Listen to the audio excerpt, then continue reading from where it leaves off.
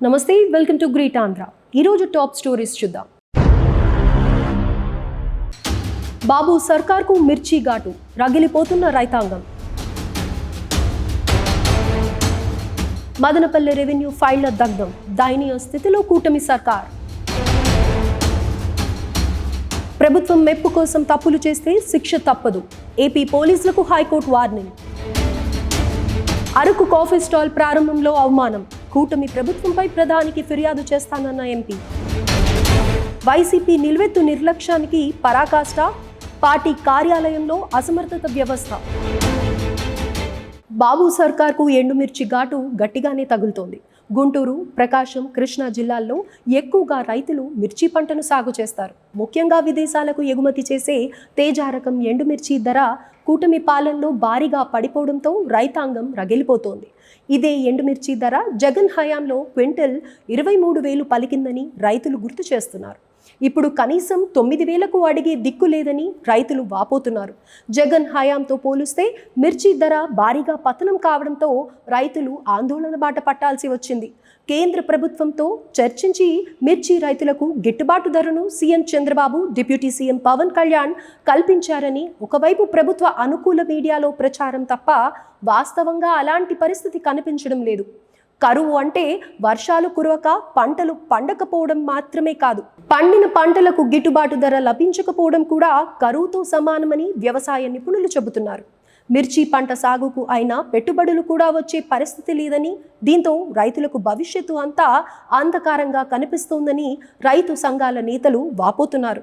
కూటమి పాలనలో రైతులకు మంచి జరుగుతుందని భావిస్తే తీవ్ర నష్టాల పాలవుతున్నారని రైతు సంఘాల నేతలు విమర్శిస్తున్నారు. విదేశాలకు పంటను ఎగుమతి చేయడంలో రాష్ట్ర ప్రభుత్వ వైఫల్యం ఉందని మిర్చి రైతులు విమర్శిస్తున్నారు. కేంద్రంలో కూడా అధికారంలో భాగస్వామ్యం వహిస్తున్న టీడీపీ మిర్చి రైతుల్ని పట్టించుకోకపోవడం ఏంటని నిలదీస్తున్నారు. ఇలాగైతే రానున్న రోజుల్లో భారీ మూల్యం చెల్లించాల్సి వస్తుందని రైతులు హెచ్చరిస్తున్నారు. మదనపల్లె సబ్ కలెక్టర్ కార్యాలయంలో రెవెన్యూ ఫైల్స్ దగ్ధం కావడానికి సంబంధించిన వ్యవహారాన్ని ఇంతవరకు నిగ్గు తేల్చకపోవడం చర్చనీయాంశం అవుతోంది. గత వైసీపీ పాలనలో ముఖ్య నాయకులు తమ భూదందాలు బయటపడతాయని భయంతో మదనపల్లె సబ్ కలెక్టర్ కార్యాలయంలో ఫైళ్లను కాల్చివేశారని సాక్షాత్తు ముఖ్యమంత్రి చంద్రబాబు నాయుడే ఆరోపించిన సంగతి తెలిసిందే. కూటమి ప్రభుత్వం ఏర్పడిన తొలి రోజుల్లో ఉమ్మడి చిత్తూరు జిల్లా మదనపల్లె సబ్ కలెక్టర్ కార్యాలయంలో అగ్ని ప్రమాదం సంభవించింది. దీంతో సీఎం చంద్రబాబు తీవ్రంగా స్పందించి వెంటనే అక్కడికి వెళ్లి ఏం జరుగుతుందో చూడాలని డీజీపీ, సిఐడి చీఫ్లను ఆదేశించారు. ఉన్నతాధికారులు వెంటనే హెలికాప్టర్లో మదనపల్లెకు చేరుకుని విచారణ చేపట్టారు. ఈ ఘటనపై ప్రభుత్వం విచారణ కమిటీని కూడా వేసింది. ఈ ఘటనకు సంబంధించి ఒకరిద్దరిని అరెస్ట్ చేయడం, అలాగే రెవెన్యూ అధికారుల్ని సస్పెండ్ చేయడం మినహా ఇంతవరకు అసలు ఏం జరిగిందో తేల్చలేని దయనీయ స్థితిలో కూటమి సర్కారు ఉంది. 10 నెలల క్రితం ప్రధానంగా మాజీ మంత్రి పెద్దిరెడ్డి రామచంద్రారెడ్డి కేంద్రంగా సీఎంతో పాటు ప్రభుత్వ ముఖ్య నాయకులు తీవ్ర ఆరోపణలు చేసిన సంగతి తెలిసిందే. ఎంతసేపు ప్రత్యర్థుల్ని నైతికంగా బద్నాం చేయాలని ప్రయత్నం తప్ప వాటికి సంబంధించి ఆధారాల్ని బయటపెట్టే పరిస్థితి కనిపించడం లేదు. తాజాగా కలెక్టర్లు, రెవెన్యూ అధికారుల సమావేశంలో సీఎం చంద్రబాబు కీలక వ్యాఖ్యలు చేశారు. రాష్ట్రంలో భూ వివాదాలన్నింటినీ ఏడాదిలోగా పరిష్కరించాలని ఆదేశించారు. వైసీపీ ప్రభుత్వం చేసిన అరాచకాలు, అక్రమాల వల్లే ప్రజల్లో అభద్రతాభావం ఏర్పడిందన్నారు. అయితే తమ ప్రభుత్వం బయటపెట్టిన అక్రమాలేంటో ఆయన చెప్పుకోలేకపోవడం గమనార్హం. పోలీసులపై ఏపీ హైకోర్టు విరుచుకుపడింది. ఉన్నతాధికారులు మెప్పు కోసం నిబంధనలకు విరుద్ధంగా వ్యవహరిస్తే మీరే ఇబ్బంది పడాల్సి వస్తుందని పోలీసులను ఏపీ హైకోర్టు హెచ్చరించింది. పోలీసులు తీరు చూస్తుంటే తమకు బీపీ పెరుగుతోందని ఏపీ హైకోర్టు ధర్మాసనం ఘాటు వ్యాఖ్యలు చేసింది. ప్రభుత్వాన్ని వ్యంగ్యంగా విమర్శించినందుకు బలవంతపు వసూళ్లకు పాల్పడ్డారంటూ కేసు పెడతారా, అరెస్టు సమయంలో 300 దొరికాయంటారా అని జస్టిస్ రావు రఘునందన్ రావు, జస్టిస్ కుంభజడల మన్మథరావు ధర్మాసనం ఆశ్చర్యం వ్యక్తం చేసింది. పోలీసులు తప్పుల మీద తప్పులు చేస్తున్నారని, ఇలా చేస్తే సమస్యలపై సమస్యలు ఎదుర్కోవాల్సి ఉంటుందని ధర్మాసనం హెచ్చరించడం కేవలం పోలీసులకు అనుకుంటే పొరపాటే. నిజానికి ఈ హెచ్చరిక ప్రభుత్వానికే అనే చర్చ తెరపైకి వచ్చింది. ముఖ్యంగా రెడ్ బుక్ పేరుతో మంత్రి నారా లోకేష్ ప్రత్యర్థుల్ని టార్గెట్ చేస్తున్న సంగతి తెలిసిందే. వైసీపీ హయాంలో కీలకంగా పనిచేసిన మాజీ మంత్రులు, నాయకులపై వరుస కేసులు, అరెస్టులు రాజకీయంగా తీవ్ర దుమారం రేపుతున్నాయి. ప్రభుత్వ పెద్దల మెప్పు కోసం పోలీసు అధికారులు అత్యుత్సాహం చూపుతున్నారని ప్రత్యర్థులు ఇప్పటికే ఆరోపణలు చేశారు. ముఖ్యంగా వైఎస్ జగన్మోహన్ రెడ్డి తమ వాళ్లపై అక్రమ కేసులు పెడుతున్న పోలీస్ అధికారులు రిటైర్ అయి సప్త సముద్రాల అవతల ఉన్న చట్ట ప్రకారం శిక్షిస్తామని హెచ్చరించారు. మరోవైపు రెడ్ బుక్కు ప్రజామోదం ఉందని లోకేష్ అంటున్నారు. పోలీసుల తీరు చూస్తుంటే తమలో బీపీ పెరుగుతోందని హైకోర్టు ధర్మాసనం కమెంట్స్ను కూటమి సర్కార్ సీరియస్గా తీసుకోవాల్సిన అవసరం ఉంది. అక్రమ కేసులు ప్రభుత్వానికి చెడ్డ పేరు తీసుకువస్తున్నాయని ఏపీ హైకోర్టు షాకింగ్ కమెంట్స్తో మంత్రి నారా లోకేష్ గ్రహిస్తే మంచిది.